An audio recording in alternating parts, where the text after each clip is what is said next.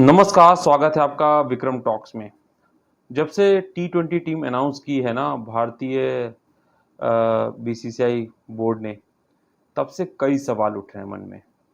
अभी तक तो केवल कल तक थोड़ा हमारे मन में उठ रहे थे, लेकिन आज जिस तरीके से फैंस ने सोशल मीडिया पे अंबार लगाया है ना ऋतुराज गायकवाड़ और ईशान किशन को लेके, उसके बाद तो खुद गंभीर सवाल और बीसीसीआई पे भी सवाल उठ रहे हैं कि आखिर ऐसा क्या गुनाह किया है कि यशस्वी जायसवाल और शुभमन गिल के ना होने के बावजूद भी ऋतुराज गायकवाड़ को टीम में जगह नहीं दी गई है।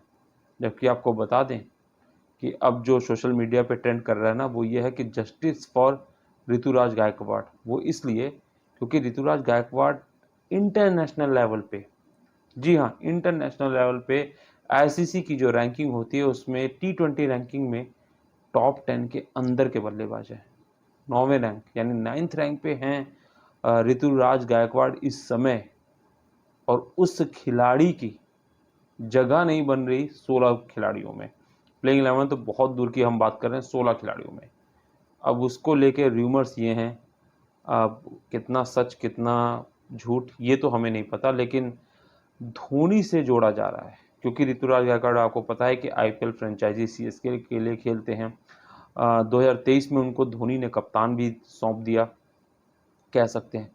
इसलिए कई सवाल ये उठ रहे हैं कि गंभीर ने जानबूझ के, क्योंकि धोनी से कहीं ना कहीं गंभीर का अभी भी वो आंकड़ा है जो कई बार दिखता भी है कि एक अकेले छक्के ने वर्ल्ड कप हमें नहीं जिताया है। बहुत से चीज़ों को लेके धोनी के ऊपर गंभीर के ऐसे बयान हैं। हालांकि आईपीएल में जब वो दोनों मिलते हैं तो अच्छे दोस्त दिखते हैं, लेकिन ऐसा दिखा नहीं इस बार टीम चयन में।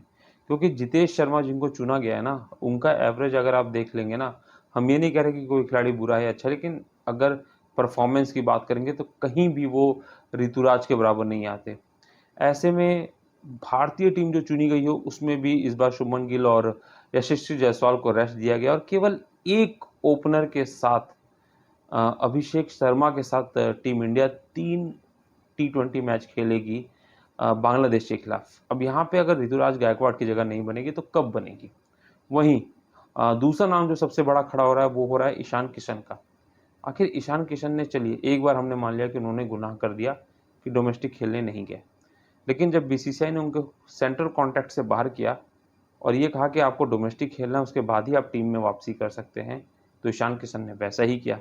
पहले बुच्ची बाबू कप में खेला, वहाँ शानदार शतक ठोका, छक्का मार के शतक पूरा किया।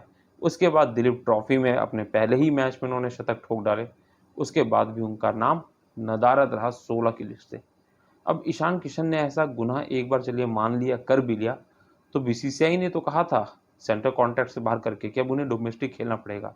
ईशान किशन ने न केवल डोमेस्टिक खेला बल्कि धुआंधार परफॉर्मेंस की, उसके बाद भी नाम नहीं है। तो आखिर बीसीसीआई गंभीर किस तरीके की रणनीति अपना रहे हैं, ये सभी के समझ से बाहर है। हालांकि हमें पता है कि इस बार की टी20 में संजू सैमसन को ज़्यादा चांसेस मिलेंगे जितेश शर्मा की अगर बात की जाए, लेकिन आखिर Rituraj Gaekwad ICC 9th rank बल्लेबाज को जगह नहीं। आपने उनको कई बार कप्तान भी बना रखा है, मतलब हमने, आपको याद होगा जब हम पहला जो इस बार मेडल आया है ना कॉमनवेल्थ क्रिकेट में, वो ऋतुराज गायकवाड़ की कप्तानी में ही आया है। अब ऐसे में बीसीसीआई के ये जो फैसले हैं ना बहुत चौंकाने वाले हैं। गंभीर ने किस तरीके से रणनीति बना के जो टीम सौंपी सूर्य कुमार यादव के साथ, उसमें कहीं ना कहीं दुश्मनी का एंगल दिख रहा है। अब कमेंट बॉक्स में आप हमें बताइए कि क्या धोनी से दुश्मनी का जो नुकसान है वो ऋतुराज गायकवाड़ भर रहे हैं? क्योंकि शायद अगर किसी और आईपीएल फ्रेंचाइजी से ऋतुराज गायकवाड़ खेल रहे होते और वर्ल्ड नंबर 9 पे होने के बाद शायद ही वो ऐसा कोई होता कि जब दोनों ओपनर नहीं है यशस्वी और गिल, उसके बाद ऋतुराज को जगह नहीं मिल रही, तो ऐसा शायद ही कभी आपने होते हुए देखा हो। तो कमेंट बॉक्स में बताइए ज़रूर बीसीसीआई पे जो एक गंभीर सवाल उठ रहे हैं।